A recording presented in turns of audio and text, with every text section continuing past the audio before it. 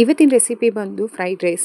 ಇದನ್ನು ಯಾವುದೇ ರೀತಿ ಸಾಸ್ ಆಗಲಿ ವೆನಿಗರ್ ಆಗಲಿ ಬಳಸ್ತೀರಾ ಮನೇಲೇ ಇರೋ ಇಂಗ್ರೀಡಿಯೆಂಟ್ಸ್ ಯೂಸ್ ಮಾಡಿ ಮಾಡಿರೋಂಥ ಫ್ರೈಡ್ ರೈಸ್.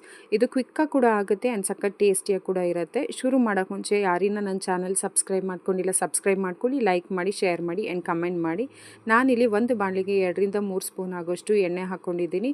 ಎಣ್ಣೆ ಕಾದ ನಂತರ ಅರ್ಧ ಸ್ಪೂನ್ ಆಗೋಷ್ಟು ಜೀರಿಗೆ ಹಾಕೋತಾ ಇದ್ದೀನಿ. ಜೀರಿಗೆ ಚಟಪಟ ಅಂತಿದ್ದಂಗೆ ಇಲ್ಲಿ ಒಂದು ಹಸಿಮೆಣಸಿನ್ಕಾಯಿ ಹಾಕೋತಾ ಇದ್ದೀನಿ. ನಿಮಗೆ ಏನಾದರೂ ಖಾರ ಜಾಸ್ತಿ ಬೇಕು ಅನ್ನೋದಾದರೆ 2-3 ಕೂಡ ಹಾಕ್ಕೋಬೋದು.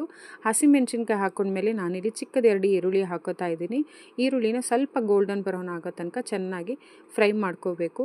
ಇದೆಲ್ಲ ಫ್ರೈ ಆದಮೇಲೆ ನಾನಿಲ್ಲಿ ಒಂದು ಅರ್ಧ ಸ್ಪೂನ್ ಆಗೋಷ್ಟು ಶುಂಠಿ ಬೆಳ್ಳುಳ್ಳಿ ಪೇಸ್ಟ್ ಹಾಕೋತಾ ಇದ್ದೀನಿ. ಶುಂಠಿ ಬೆಳ್ಳುಳ್ಳಿ ಪೇಸ್ಟ್ ಹಾಕೊಂಡ್ಮೇಲೆ ಇದು ಹಸಿ ವಾಸನೆ ಹೋಗೋ ತನಕ ಚೆನ್ನಾಗಿ ಫ್ರೈ ಮಾಡ್ಕೊಳ್ಳಿ. ಈ ಫ್ರೈಡ್ ರೈಸ್ನ ಉಳಿದಿರೋ ಅನ್ನದಲ್ಲಾದರೂ ಮಾಡ್ಕೋಬೋದು ಅಥವಾ ಬಿಸಿ ಅನ್ನದಲ್ಲಾದರೂ ಮಾಡ್ಕೋಬೋದು. ಅನ್ನನ ಉದ್ರುದ್ರಾಗಿ ಮಾಡ್ಕೊಳ್ಳಿ, ಆಗ ಫ್ರೈಡ್ ರೈಸ್ ತುಂಬ ಚೆನ್ನಾಗಿರುತ್ತೆ. ನಾನಿಲ್ಲಿ ಈರುಳ್ಳಿ ಎಲ್ಲ ಫ್ರೈ ಆದಮೇಲೆ ತರಕಾರಿಗಳನ್ನೆಲ್ಲ ಹಾಕೋತಾ ಇದ್ದೀನಿ. ಇಲ್ಲಿ ನಾನು ಕ್ಯಾರೆಟ್, ಬೀನ್ಸ್ ಮತ್ತು ಕ್ಯಾಪ್ಸಿಕಮ್ನ ಹಾಕೋತಾ ಇದ್ದೀನಿ. ನಿಮ್ಮ ಹತ್ರ ಎಲೆಕೋಸು ಇದ್ದರೆ ಎಲೆಕೋಸು ಕೂಡ ಹಾಕ್ಕೊಳ್ಳಿ. ಎಲೆಕೋಸು ಹಾಕೋದ್ರಿಂದ ಫ್ರೈಡ್ ರೈಸ್ಗೆ ಒಳ್ಳೆ ಟೇಸ್ಟ್ ಬರುತ್ತೆ. ನಾನಿಲ್ಲಿ ತರಕಾರಿ ಎಲ್ಲ ಹಾಕ್ಕೊಂಡು ಚೆನ್ನಾಗಿ 1-2 ನಿಮಿಷ ಬಾಡಿಸ್ಕೊತಾ ಇದ್ದೀನಿ. ಇದಕ್ಕೆ ತರಕಾರಿ ಎಷ್ಟು ಬೇಕೋ ಅಷ್ಟು ಮಾತ್ರ ಉಪ್ಪು ಹಾಕ್ಕೊಂಡು ಇದನ್ನು ಚೆನ್ನಾಗಿ ಫ್ರೈ ಮಾಡ್ಕೊತಾ ಇದ್ದೀನಿ. ಇದನ್ನು ತರಕಾರಿನ ಜಾಸ್ತಿ ಬೇಯಿಸ್ಕೋಬಾರ್ದು, ಸ್ವಲ್ಪ ಕ್ರಂಚಿಯಾಗೇ ಇರಬೇಕು, ಆಗಲೇ ಫ್ರೈಡ್ ರೈಸ್ಗೆ ಒಳ್ಳೆ ಟೇಸ್ಟ್ ಬರುತ್ತೆ.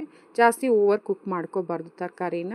ಈ ತರಕಾರಿ ಎಲ್ಲ ಬಾಡಿಸ್ಕೊಂಡ್ಮೇಲೆ ನಾನಿಲ್ಲಿ ಮಸಾಲೆಗಳನ್ನೆಲ್ಲ ಹಾಕೋತಾ ಇದ್ದೀನಿ. ಅರ್ಧ ಸ್ಪೂನ್ ಆಗೋಷ್ಟು ಗರಂ ಮಸಾಲ, ಅರ್ಧ ಸ್ಪೂನ್ ಆಗೋಷ್ಟು ಚಿಲ್ಲಿ ಪೌಡ್ರು ಹಾಕೋತಾ ಇದ್ದೀನಿ. ನಾವು ಹಸಿಮೆಣಸಿನ್ಕಾಯಿ, ಖಾರದ ಪುಡಿ ಎಲ್ಲ ಹಾಕೋದ್ರಿಂದ ನೀವು ಖಾರನ ನೋಡಿಕೊಂಡು ನಿಮಗೆ ಟೇಸ್ಟ್ ಹೇಗೆ ಬೇಕೋ ಹಾಗೆ ನೀವು ಹಾಕ್ಕೋಬೋದು. ಈ ಮಸಾಲೆ ಎಲ್ಲ ಹಾಕಿದ್ಮೇಲೆ 1-2 ನಿಮಿಷ ಬಾಡಿಸ್ಕೊಂಡ್ಮೇಲೆ ನಾನಿಲ್ಲಿ ಅನ್ನನ ಹಾಕೋತಾ ಇದ್ದೀನಿ. ನಾನಿಲ್ಲಿ ಉಳಿದಿರೋ ಅಂಥ ಅನ್ನನೇ ಹಾಕ್ಕೊಂಡು ಮಾಡ್ತಾಯಿದ್ದೀನಿ. ಫ್ರೈಡ್ ರೈಸ್ ತುಂಬ ಟೇಸ್ಟಿಯಾಗಿ ಬರುತ್ತೆ. ಅನ್ನ ಎಲ್ಲ ಹಾಕ್ಕೊಂಡು ನಾನಿಲ್ಲಿ ಪೆಪ್ಪರ್ ಪೌಡ್ರು ಹಾಕ್ಕೋತಾ ಇದ್ದೀನಿ. 1 ಸ್ಪೂನ್ ಆಗೋಷ್ಟು ಪೆಪ್ಪರ್ ಪೌಡ್ರ್ ಹಾಕಿ ಸ್ವಲ್ಪ ಕೊತ್ತಂಬರಿ ಸೊಪ್ಪು ಹಾಕಿ ಲೋ ಫ್ಲೇಮಲ್ಲಿ ಇದನ್ನು ಚೆನ್ನಾಗಿ ಮಿಕ್ಸ್ ಮಾಡ್ಕೋಬೇಕು.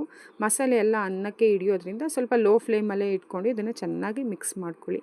ಇದಾಗಿದ್ದು ಇವತ್ತಿನ ರೆಸಿಪಿ. ಮುಂದಿನ ವೀಡಿಯೋದಲ್ಲಿ ಸಿಗ್ತೀನಿ. ಬರಲಾ?